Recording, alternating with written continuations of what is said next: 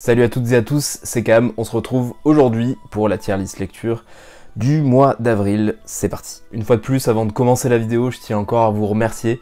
En ce moment, la chaîne a une bonne dynamique, il y a pas mal d'abonnés, pas mal de vues sur mes vidéos, donc ça fait plaisir parce que ça prend quand même du temps, ça demande quand même du travail, même si j'ai eu quelques remarques sur le fait que beaucoup des dernières vidéos sont surtout des achats et des lectures. Après c'est le principal de ce que j'aime faire en termes de manga, c'est acheter des mangas et les lire. Mais je vous promets que cette année, il y aura d'autres concepts, j'ai des idées, faut juste avoir le temps pour le faire et j'ai pas forcément le temps en ce moment. Donc c'est pour ça que je me concentre sur ce genre de format de vidéo qui prend un petit peu moins de temps que des vidéos travaillées qui parfois n'ont en plus pas le retour sur investissement, on va dire, en termes de retour, de commentaires, etc. Que justement les vidéos achats et les vidéos lecture. Mais j'aime beaucoup faire ce genre de vidéos aussi, donc je vais en faire cette année, mais dès que j'aurai un petit peu de temps, c'est pas trop le cas en ce moment. Mais en tout cas je vous remercie, n'hésitez pas à vous abonner si vous ne l'êtes pas encore. Et l'introduction est déjà assez longue comme ça, donc on va commencer avec le premier manga, c'est parti. Et le premier manga, c'est chez Delcourt Tonkam, et c'est Ascension. Ascension qui avait donc gagné le tournoi, le deuxième tournoi des achats de manga. Et donc j'ai acheté les 4 premiers tomes. Bon, je vais pas vous le cacher, mais j'ai acheté le reste pour ce mois-ci, donc ce sera dans les achats du mois de mai. Et donc Ascension, j'ai lu donc les 4 premiers tomes pour ce mois-ci, et vraiment j'aime beaucoup cette lecture. Bon, les dessins, on va pas en parler, hein, c'est juste magnifique, le style de Shinichi Sakamoto est incroyable, hein. C'est le premier manga que je lis de lui puisque j'ai pas lu Innocent ni Innocent Rouge. Ce sera peut-être le cas un jour puisque ça m'a quand même donné envie de découvrir d'autres mangas de lui. Mais en tout cas voilà, Ascension c'est un style génial. Alors je sais que la meilleure partie du manga c'est pas justement ces 4 premiers tomes. J'ai déjà lu le reste, hein, donc je sais très bien que c'est pas la meilleure partie du manga, mais ça donne déjà une première idée de l'univers dans lequel va être le manga. À partir du 3e ou 4e tome, on rentre vraiment dans le vif du sujet, et c'est là que pour moi démarre vraiment Ascension. Et voilà, franchement c'est un manga qui m'a beaucoup plu. Je pense que c'est entre très bien et excellent, on va dire très bien, mais vraiment dans le haut du panier pour le très bien, parce que vraiment c'est une lecture qui m'a marqué ce mois-ci, et je regrette pas du tout que ce manga ait gagné le concours. Ça me donne vraiment envie de découvrir d'autres œuvres, et je pense que c'est le premier manga de sport de ma collection, puisque je m'étais dit que j'achetais pas de manga sport, même si j'aime le sport, parce que forcément ça prend plus de place d'acheter les Slam Dunk, les Aishil 21, etc. Donc je m'étais dit, évitons ce style-là pour pas acheter trop de mangas. Et donc c'est mon premier manga sport, parce que c'est pas moi qui l'ai choisi, c'est le tournoi qui l'a choisi. Mais je suis très content de commencer avec celui-ci. Pour le deuxième manga, c'est chez Mangetsu, cette fois-ci, avec l'étrange, très étrange, Bibliomania. Donc Bibliomania, c'est un peu une redécouverte de Alice au Pays des Merveilles, dans un style très bizarre, très monstrueux, très mystérieux. Je vais vous montrer le genre de planche qu'on peut voir dans Bibliomania. Je suis assez mitigé suite à la lecture de ce titre. Ça partait d'une façon qui me plaisait bien. Et ensuite, au bout d'un moment, je me suis un petit peu perdu. Alors je sais pas si c'est parce que j'étais un petit peu distrait pendant ma lecture. Je pense qu'il faut vraiment pas l'être. Hop, je suis en train de... Hop. Deuxième planche. Je pense qu'il faut vraiment pas l'être parce qu'on se perd vite, en fait. Alors attendez, je suis juste en train de remettre le morceau. Hop. On se perd vite dans ce manga. Et c'est ce que je lui reprocherais un petit peu, c'est que... c'est qu'il y a des promesses qui sont faites au début justement de la relecture de Alice au Pays des Merveilles. Au final, oui, il y a quelques personnages, quelques références assez évidentes à Alice au Pays des Merveilles, mais sur qu'une seule partie, je trouve, du manga. Après, on part dans autre chose, alors c'est pas un problème, mais à ce moment-là, est-ce qu'il aurait fallu le vendre comme vraiment une relecture de Alice au Pays des Merveilles? Je sais pas. Il aurait peut-être fallu le vendre comme un manga qui s'inspire d'Alice au Pays des Merveilles, mais qui n'est pas une relecture d'Alice au Pays des Merveilles, puisque c'est pas le cas. Après ça, j'aime beaucoup l'édition. L'édition est vraiment superbe. Les dessins sont incroyables. Et le scénario une partie pour moi m'a plu, le reste je suis vraiment mitigé, je pense qu'il faut que je le relise aussi, en étant vraiment concentré, parce que je m'attendais pas à devoir être aussi concentré pour cette lecture là. Donc je pense que ça va aller entre assez bien et bien, on va dire assez bien. Parce que ouais, voilà, c'est pas le genre de manga que je relirai avec grand plaisir. Je vais le relire pour avoir une deuxième interprétation, mais voilà, c'est pas le genre de manga que je vais mettre sur ma table de chevet et je vais me dire chouette, je vais lire ça ce soir, honnêtement. En voilà un par contre que je pourrais relire à volonté, c'est Blue Giant. Alors Blue Giant faisait partie justement du tournoi d'achat manga mais avait été éliminé au premier tour. Et j'avais quand même envie de me le faire depuis un moment, honnêtement. Et je suis très très content de l'avoir fait. Blue Giant, ça va nous parler donc de ce jeune homme, Dai, qui découvre par hasard, enfin on lui montre, un copain à lui montre un concert de jazz. Et il va tomber totalement amoureux de ce style de musique et surtout de cet instrument, le saxophone. Et donc il va nous plonger dans son aventure de la découverte du jazz et surtout de la pratique du saxophone. Et donc sa montée en puissance en fait avec cet instrument et la montée en puissance aussi de sa passion pour le jazz et pour le saxophone. Et c'est incroyable en fait. J'aurais jamais cru qu'un manga puisse exprimer à ce point-là les émotions qu'on peut écouter qu'on peut ressentir pardon, en écoutant de la musique. Et Blue Giant le fait à merveille. Vraiment c'est l'un des meilleurs mangas que j'ai lu sur les dernières années là. C'est une petite pépite, vraiment. Si vous n'avez pas encore lu Blue Giant, faites-le. Lisez donc les 10 premiers tomes de Blue Giant, mais également les 11 tomes de Blue Giant Supreme, qui est en fait la suite de Blue Giant. Hein, ça nous amène directement, je ne vais pas vous montrer d'image pour pas vous spoiler justement, mais ça nous amène directement après les événements de Blue Giant. Il y a d'ailleurs une 3e saison qui est prévue qui s'appelle Blue Giant Explorer, qui devait sortir en avril, mais dont la date a été repoussée à une date inconnue pour l'instant. Et Blue Giant Supreme, ça monte encore plus en puissance pour moi. Blue Giant est génial, enfin excellent, et Blue Giant Supreme est encore mieux. Voilà, on est vraiment sur un manga qui se prolonge par choix de l'auteur. Et parce qu'il est important de montrer les étapes différentes de la vie de Dai Miyamoto, mais qui se prolonge bien, c'est-à-dire qui monte en puissance, qui monte crescendo, et ça j'aime bien ce genre de manga, qui ne se fatigue pas au bout d'un certain nombre de tomes. Là vraiment, en fait, on n'a qu'une seule hâte après avoir lu ces 2 saisons, c'est de lire la 3e, parce qu'on sait que ça va être génial.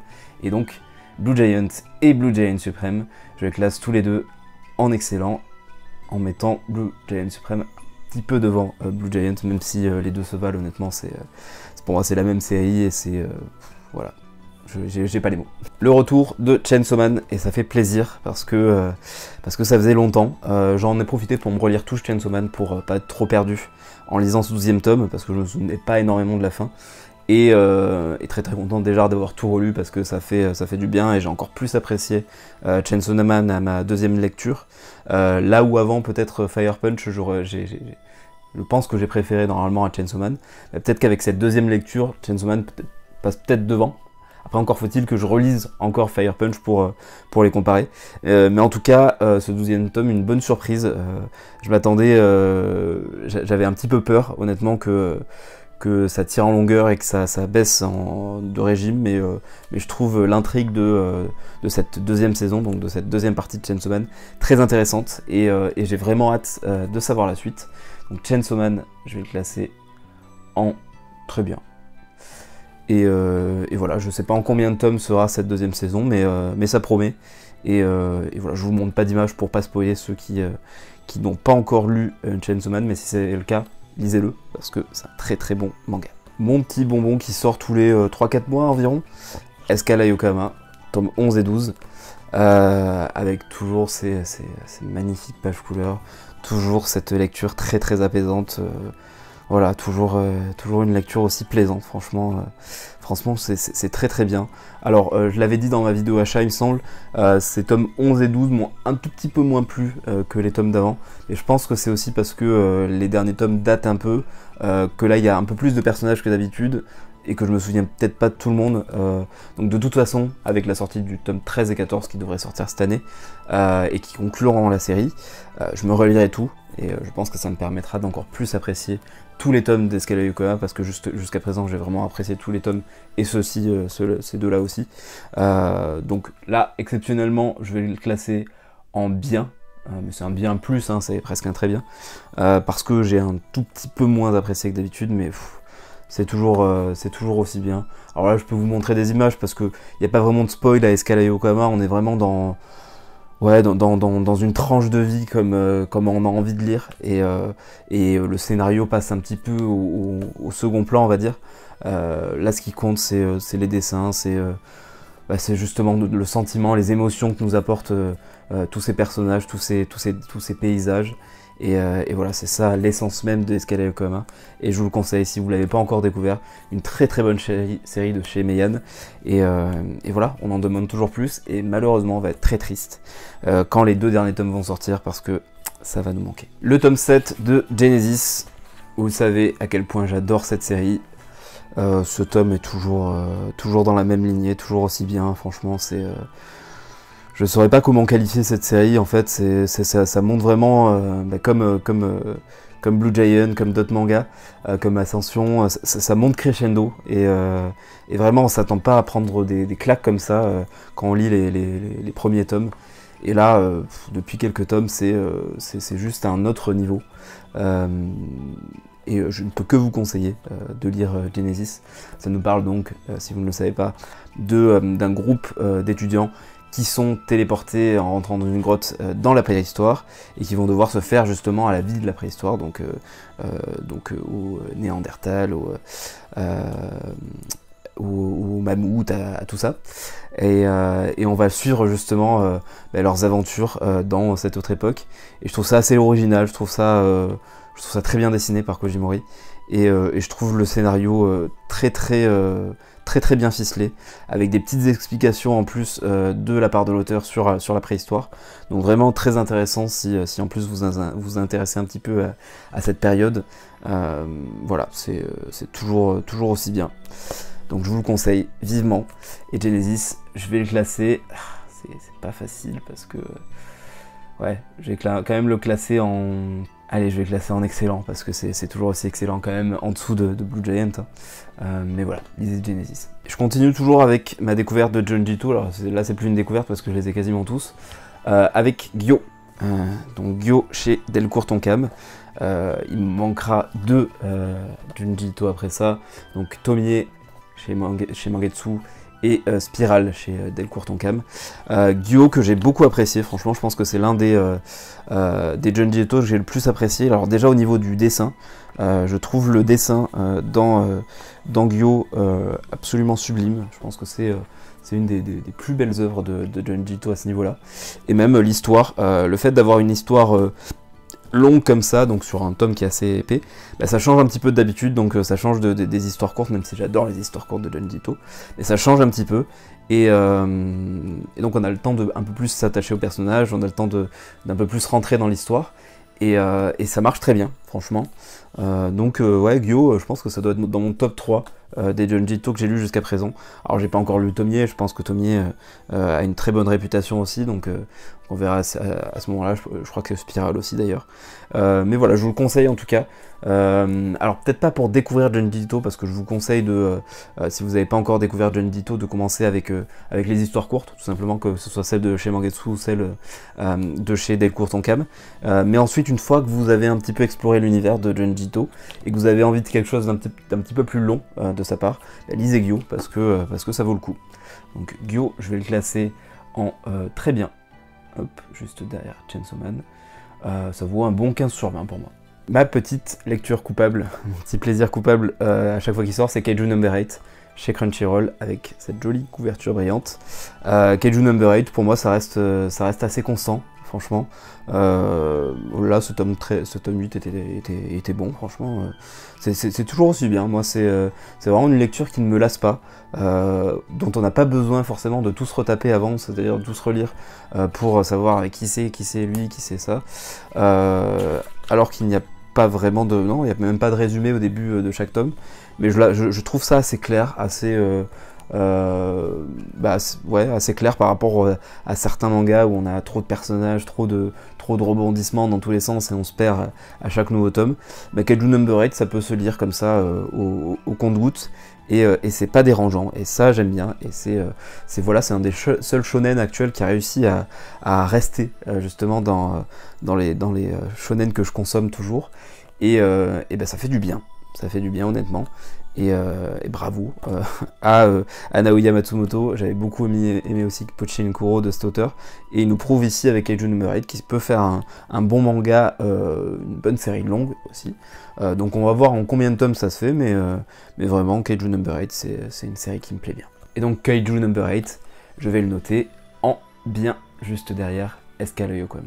Je continue avec Kingdom, les tomes 65 et 66. En plus à chaque fois je les reçois quelques jours avant grâce à mon abonnement chez Anime Store, donc ça fait toujours plaisir de les recevoir avant leur date de sortie. Kingdom, que dire, je peux pas en dire grand chose parce que c'est un petit peu loin dans le manga, donc pour ceux qui n'ont pas commencé, c'est pas terrible si j'en parle. Pareil, je vais pas montrer d'image, mais vous pouvez voir la couverture avec ce personnage que j'adore. Le style, enfin, on n'en parle jamais assez, mais le soin apporté à cette édition est juste incroyable. Je pense que de cette taille-là, c'est l'une des meilleures éditions qui existent pour le moment, tout éditeur confondu. Et Kingdom, pour moi, ça reste le numéro 1. Ça ne change pas. D'ailleurs, en ce moment, je suis en train de me les relire pour un petit projet qui arrive prochainement, et c'est toujours un plaisir de les relire. Et voilà, on en demande toujours plus, c'est toujours trop long d'attendre Kingdom. Voilà, que dire de plus? Kingdom, ça se place bien sûr en excellent, et ça va même au-dessus de Blue Giant, hein, même si j'ai adoré Blue Giant, Kingdom ça reste au-dessus, quoi. J'ai ensuite découvert La Pomme Prisonnière de Kenji Tsuruta aux éditions Wave Graphics, qui en fait n'est pas vraiment... c'est une suite d'histoires courtes en fait, hein, avec assez peu de texte, comme a l'habitude de le faire Kenji Tsuruta. Alors j'ai réussi à trouver une page où il n'y a pas d'héroïne nue, puisque c'est un petit peu le style de Kenji Tsuruta aussi, et surtout dans La Pomme Prisonnière, parce qu'il y a beaucoup de ça. On peut le voir déjà dès la couverture, hein, on voit pas grand chose, mais on voit qu'il n'y a pas beaucoup de vêtements, mais il le fait d'une manière très artistique, très belle aussi. Et il aime beaucoup les chats aussi, on peut voir beaucoup de chats, d'ailleurs dans l'image que je vous ai montré, il y a des chats. Et c'est toujours sympa de découvrir l'art de cet auteur dans un autre titre qui se lit très très vite, hein, forcément. Je pense qu'il ne faut pas le prendre comme une histoire avec un scénario génial, hein, c'est pas le cas. Il le dit à la fin, il avait envie de faire un recueil d'histoires courtes en dessinant des femmes nues et des chats, donc c'est ce qu'il a fait, et il l'a très bien fait, avec toujours ce style qui lui appartient bien. Donc voilà, moi j'ai bien apprécié ma lecture au final, hein, en s'attendant à ça justement, on aime bien, et voilà, ça fait toujours plaisir de lire du Kenji Tsuruta, donc je vais le classer en bien, derrière Kaiju Number 8. Et voilà, si vous avez l'âge requis et si vous aimez bien le style de cet auteur, donc qui a aussi fait Souvenir des Manons et un manga dont on va parler juste après, n'hésitez pas à acheter La Pomme Prisonnière, pour moi c'est assez bon. On en parlait juste avant, du Kenji Tsuruta, j'en ai acheté d'autres. J'ai acheté L'Île Errante, tome 1 et 2, que j'ai eu beaucoup de mal à trouver, ça fait très longtemps que je les cherche. Ils sont plus édités, alors je sais pas, je pense qu'ils sont encore commercialisés, mais ils n'ont pas été réimprimés, donc ils sont plus imprimés, pardon. Ils sont toujours édités, et donc j'ai eu beaucoup de mal à les trouver, donc j'ai finalement réussi à les trouver sur Vinted, et je suis très content de les avoir trouvés, parce que j'ai beaucoup aimé, tout simplement. Quand on voit ce genre de planche, on voit déjà le talent de Kenji Tsuruta, et puis l'histoire est assez entraînante. Voilà, ça m'a donné un petit peu des rappels de souvenirs des Manon, même si c'est pas du tout la même histoire. Mais voilà, bah, ces personnages féminins se ressemblent beaucoup à Kenji Saruta, c'est un petit peu sa marque de fabrique. Et voilà, il est très fort au niveau du dessin, mais aussi au niveau du scénario. Moi j'ai bien aimé le scénario de Lily Errant. Je sais qu'il n'est pas forcément bien noté sur les sites de manga, pour moi qui aime beaucoup le style de Kenji Tsuruta, ça m'a bien plu. Ça parle de cette jeune fille qui est à la recherche justement d'une île errante, donc que peu de plongeurs, de navigateurs, etc. Ou d'aviateurs ont pu trouver, et elle va se mettre en quête de cette île errante. Et on va suivre cette aventure donc de cette fille-là. Alors il me semble que le manga était prévu pour être un peu plus de tomes que 2 tomes, puisque à la fin du 2e tome, on a un à suivre à la fin. Mais je crois que Kenji Tsuruta a quand même mis un terme à l'œuvre après ce 2e tome. Donc on n'aura pas de suite, mais c'est pas vraiment dérangeant, ça se finit pas non plus sur un cliffhanger de fou. Donc voilà, je vous le conseille si jamais vous le trouvez, bien sûr. Pas trop cher, ne dépensez pas trop de sous pour des mangas qui cotent. J'ai réussi à le trouver à un prix abordable. Mais voilà, si vous tombez dessus ou s'il est réimprimé un jour, je vous le conseille si vous aimez le style de Kenji Tsuruta. Et donc, l'île errante, je vais le noter en bien devant SK Yokohama ce mois-ci. J'avais adoré Les Liens des Sangs, j'ai aussi adoré Shino ne sait pas dire son nom, qui est un one-shot de Shuzo Oshimi, donc l'auteur des Liens du Sang. Ça va nous parler de cette jeune fille. Bon, le titre dit tout, elle ne sait pas dire son nom sans bégayer, enfin elle ne sait pas le dire tout simplement. Elle est très très timide, a beaucoup de problèmes justement à s'exprimer. Ça m'a un peu fait penser à A Silent Voice dans le style de scénario, même si pour le coup là elle n'est pas muette. Mais ça m'a fait beaucoup penser à ça, avec le style graphique de Shuzo Oshimi qui est vraiment à part, hein, on reconnaît bien son style. Et c'est un très bon one-shot, franchement, beaucoup apprécié ce titre-là.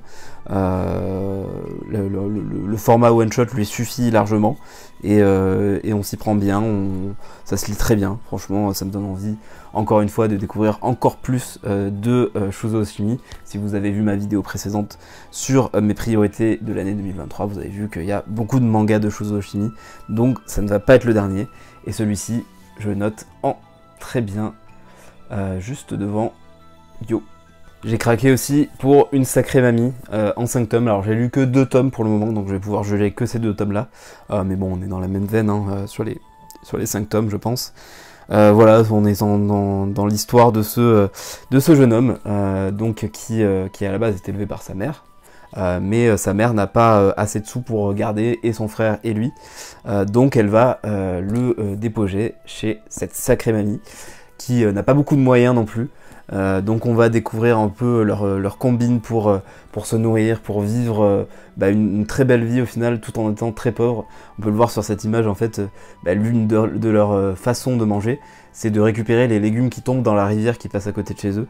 Voilà, avec le courant en fait, ça ramène les légumes, et c'est une des nombreuses anecdotes, une des nombreuses histoires qui est racontée dans Une Sacrée Mamie. Et en plus j'ai l'impression que c'est autobiographique, parce que l'auteur a l'air de dire que c'est exactement ce genre de choses qu'il a vécu quand il était jeune, avec sa grand-mère. Donc je pense que il y a de la fiction un petit peu, mais il y a beaucoup d'histoires qui sont vraies là-dedans, et c'est d'autant plus frais, d'autant plus plaisant à lire.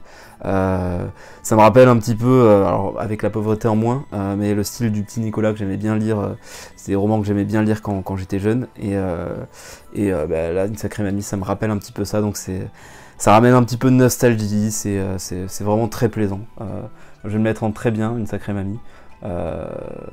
Ouais, même devant Ascension, puisque là je note que les 4 premiers tomes d'Ascension.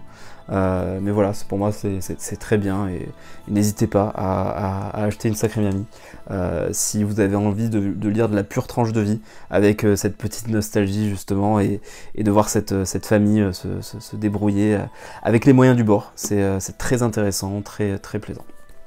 Une Sacrée Mamie. Alors j'ai oublié de vous le présenter dans les achats manga, mais j'ai acheté du MMHO en avril, et c'est Souvenir de la mer assoupie, de Shinya Komatsu, qui a aussi fait Tohu Bohu et Un été à Tsurumaki. Donc c'est son 3e manga qui est sorti en France, et j'aime toujours autant le style de cet auteur. J'aime toujours autant. Bon, il est complètement barré, hein, c'est un univers vraiment à part. On comprend pas forcément tout à chaque fois, mais c'est pas ça qui est le but. C'est ce que je me suis dit à la deuxième lecture de Tohu Bohu. C'est pas forcément ça qu'il nous demande. Il nous demande pas forcément de suivre le scénario, et lui-même, je pense qu'il n'y a pas vraiment de fil conducteur à suivre. On est plus sur plein de petites aventures, plein de petites histoires. Alors là, c'est une seule et même histoire, hein, qui se suit, mais avec plein de petits événements. Alors c'est très dur à résumer, hein, les livres de cet auteur. Mais voilà, si vous aimez ce style, si vous avez aimé Un été à Tsurubaki, qui reste quand même pour moi le meilleur, celui-ci arrive quand même en deuxième, vous allez normalement aimer Souvenir d'une mère assoupie. Parce que bon, déjà le style graphique, moi, de cet auteur, j'aime toujours autant. En plus là, on a la chance d'être sur du full color. Et j'aime le fait de se perdre un petit peu dans son imagination qui est débordante, et qui déborde de petites bulles comme ça, et de plein d'autres choses, d'un phare qui marche, de plein de choses, et voilà, c'est toujours très bien. Alors pas pour tout le monde, hein, je pense qu'il faut quand même se préparer à avoir ce genre de lecture avant de s'y plonger. Faut pas se dire que vous allez lire un manga normal, c'est pas un manga normal, mais c'est plaisant quand vous aimez bien le style, et donc je vais le noter en bien, allez, entre Escala Yokohama et Kaiju. Et on finit avec Vampire de Shuhei Maruo. Hop, je vous montre une petite image. Donc, chez le Lézard Noir, alors attention, les tomes coûtent assez cher, 22 balles le tome quand même, et il y a 2 tomes, donc c'est 44 € direct, à part si vous le trouvez d'occasion. Je vous conseille de le trouver d'occasion d'ailleurs, même si c'est une très belle édition, mais bon, ça fait quand même un petit peu mal.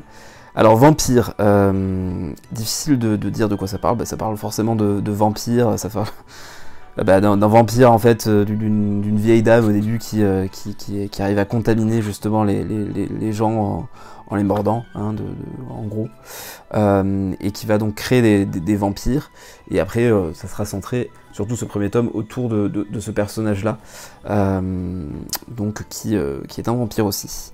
Je le résume très mal, je le vends très mal, parce que à ma première lecture, c'est assez fouillis, honnêtement. J'ai eu du mal à tout suivre, à tout comprendre. J'ai écouté le podcast de Case en Case, donc Le Monde de Tada, où j'ai eu d'autres explications, mais ce que j'en ai retiré justement de ce podcast, c'est qu'il faut le lire une deuxième fois pour le comprendre, parce que à la première lecture, forcément, on a du mal à tout piter, à tout comprendre de cette œuvre. Après, le style graphique de Shuhei Maruo est incroyable. L'histoire, je sais pas trop quoi en dire, mais je suis sûr que c'est un manga à la deuxième lecture qu'on apprécie encore plus. Donc Vampire, je vais le noter en bien, mais je vais le mettre en queue de peloton dans bien. Peut-être qu'il remontera justement dans le classement après, mais pour l'instant assez mitigé aussi, moins que Bibliomania, mais quand même assez mitigé sur ce titre-là, qu'on m'a un petit peu survendu aussi peut-être avant. Donc à voir à la deuxième lecture. Et c'est la fin de cette vidéo, merci à toutes et à tous de m'avoir suivi. Encore une fois, n'hésitez pas à vous abonner à la chaîne, à me mettre en commentaire quelles ont été vos lectures du mois et quelles ont été vos meilleures lectures du mois. Si vous êtes d'accord avec moi ou pas sur le classement que j'ai fait sur cette tier list. Voilà, n'hésitez pas à mettre aussi un petit like sur la vidéo, ça sert toujours à référencer la chaîne, et ça apporte encore plus de monde sur la chaîne, et on est bientôt à cet objectif des 1000 abonnés, donc merci encore. On se retrouve très rapidement pour une prochaine vidéo. Salut!